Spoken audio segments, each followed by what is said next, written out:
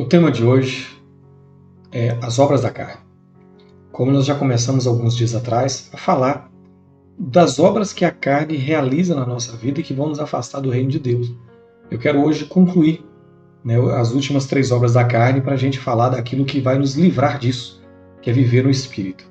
Lá em Gálatas 5,19, como nós já começamos anteriormente, vai dizer assim: Ora, as obras da carne são conhecidas e são prostituição, impureza, lascívia, idolatria, feitiçarias, inimizades, porfias, ciúmes, iras, discórdias, dissensões, facções, invejas, bebedices e glutonarias, e coisas semelhantes a estas, a respeito das quais eu vos declaro, como já outrora vos preveni, que não herdarão o reino de Deus os que tais coisas praticam.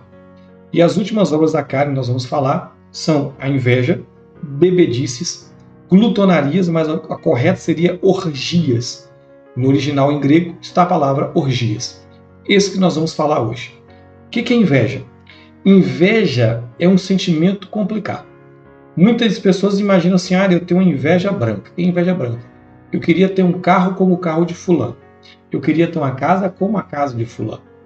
Isso aí é inveja, mas não é uma inveja tão grave, tão séria. O problema da inveja é aquela inveja que você quer ter o que é do outro. Você não quer ter um carro como o outro, você quer ter o carro do outro. Você não quer ter uma casa como a do seu vizinho, você quer ter a casa do seu vizinho. Então você quer ter a vida do outro. Então começa com eu querer ter igual, mas pode se tornar esse sentimento perverso, que é eu querer ter o que é do outro. E você tem o que é seu, e não o que é do outro. Eu tenho que tomar cuidado quanto a isso, e a palavra é clara quando diz isso. Olha o que a palavra vai nos afirmar na carta de Paulo aos Romanos, lá no capítulo 1, versículo 29, que ele vai dizer assim: cheios de toda injustiça, malícia, avareza e maldade, possuídos de inveja, homicídio, contenda, dolo, malignidade, sendo difamadores. Isso aqui Paulo está falando a respeito dos homens quando não tem mais o temor de Deus. E dentre essas pessoas que não têm mais o temor de Deus, está aqui a inveja. A inveja não vem de Deus, querido.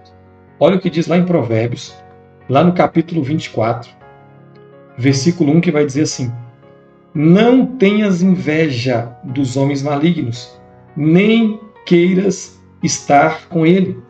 Ele está dizendo: não tem inveja das pessoas más. Por que eu poderia ter inveja das pessoas más? Porque às vezes nós olhamos para uma pessoa má que ela está vivendo como se nada de ruim acontecesse com ela.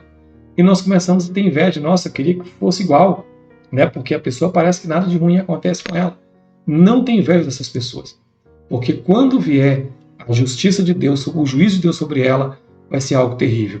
Mas queira ter uma vida de integridade na presença do Senhor. Lá em Tiago, no capítulo 3, no versículo 16, vai dizer assim: pois onde há inveja e sentimento faccioso, aí há confusão e toda espécie de coisas ruins. Então, onde tem inveja, tem sentimento ruim, tem coisas ruins. Fuja da inveja. Outro texto que nós lemos lá atrás, ele fala a respeito de bebedices. A bebedeira, a embriaguez. A Bíblia condena a embriaguez. A Bíblia condena a bebedice. Olha o que diz lá em Provérbios, um alerta para as nossas vidas, lá no capítulo 20. Provérbios, no capítulo 20, no versículo 1, que vai dizer assim: o vinho é escarnecedor, e a bebida forte, alvoroçadora. Todo aquele que por eles é vencido não é sábio. O texto está dizendo que a pessoa que é vencida pela bebida, ela não é sábia. Olha o que diz aqui no capítulo 21 de Provérbios, lá no versículo 17. Quem ama os prazeres empobrecerá. Quem ama o vinho e o azeite jamais enriquecerá. Por que isso? Porque a pessoa ela começa a gastar tudo que tem na bebida. Eu não sei se você já viu que muitas pessoas, quando trabalham de maneira pesada, em construções pesadas, eles costumam, quando receber o pagamento, já correr para o bar para beber. Então essas pessoas acabam deixando ali o seu sustento, o seu suor do dia a dia. Ele acaba deixando ali a sua vida. Porque aquele que gasta o dinheiro com prazeres e com bebida, ele não vai conseguir enriquecer. Ele não vai conseguir ter uma vida próspera nessa terra. E temos que arrancar da nossa vida a embriaguez. A Bíblia menciona que devemos ser cheios do Espírito e não nos embriagar com vinho, vinho que traz contenda, como diz lá em Efésios, lá no capítulo 6, lá no versículo 18. Temos que arrancar tudo isso da nossa vida. Perdão, capítulo 5, versículo 18. E o texto vai falar a respeito de orgia. O que são as orgias, algumas versões, glutonaria? Há muito tempo atrás, as pessoas comemoravam as suas festas com muita bebida e com muita comida. E eles passavam a noite comendo e bebendo,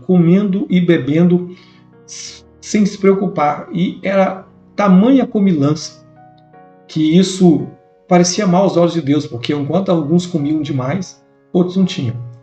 Mas o problema é que, com o passar do tempo, essas festas que eram apenas de comer demais e beber demais, também começou a entrar o sexo.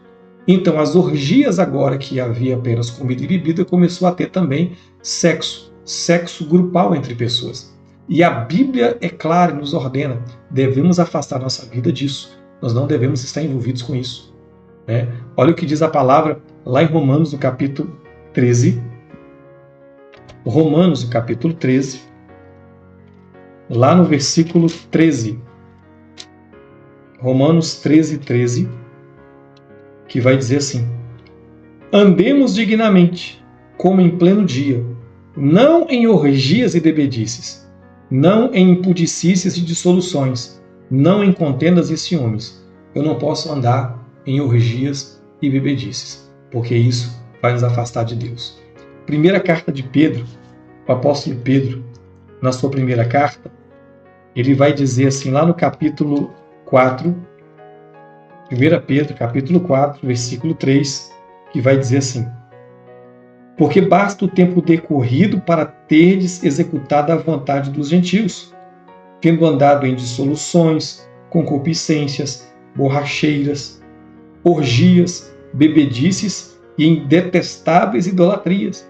Paulo está dizendo, já foi o tempo que você viveu nessa prática, mas você não deve viver mais. Você tem que arrancar da sua vida a bebedice e a orgia. Isso não pode estar na vida de nenhum crente. Isso não pode estar na vida de nenhum cristão. Isso nós temos que arrancar da nossa vida. Você pode falar assim, olha, mas será que tem cristão que está em orgia? Eu falo assim, olha, não é impossível de acreditar, infelizmente. Nos dias de hoje tem muito cristão que quer apimentar a relação dele, acha que o casamento não está bom e começa agora a partir para outras coisas. Vai em locais de prostituição para fazer sexo com mais de uma pessoa. Isso não é de Deus. Isso não vem de Deus. Isso vai destruir a sua vida, vai destruir o seu casamento e vai te afastar do reino de Deus. Arranca da tua vida a bebedice, arranca da tua vida a inveja e arranca da tua vida a orgia, porque esse sentimento perverso não vem de Deus. Eu quero orar por você e pela sua família nesse momento. Pai, eu quero apresentar em tuas mãos o meu irmão, a minha irmã, e eu quero pedir, livra, Pai, o coração deles. Livra o coração deles de toda inveja. Livra, Pai, o coração deles de toda bebedeira e de toda orgia. Que não haja isso no coração dos teus filhos. Guarda eles desse mal, Pai, porque por causa disso vem a tua ira sobre as pessoas. Mas que eles não venham receber do Senhor a ira, mas a tua bênção e a tua graça. Que eles possam viver uma vida de santidade, uma vida de retidão. Dê força, entendimento e sabedoria aos teus filhos para arrancar da sua vida todo sentimento de inveja, todo desejo pela bebida e pelas orgias, pela relação sexual ilícita. Eu clamo, Pai, em favor dos teus filhos e eu peço, dê entendimento, dê sabedoria, dê força. Abençoe essa casa, abençoe essa família, abençoe esse lar com toda sorte de bênçãos. Que haja restauração, transformação e salvação. Em nome de Jesus é que eu oro e agradeço. Amém, queridos.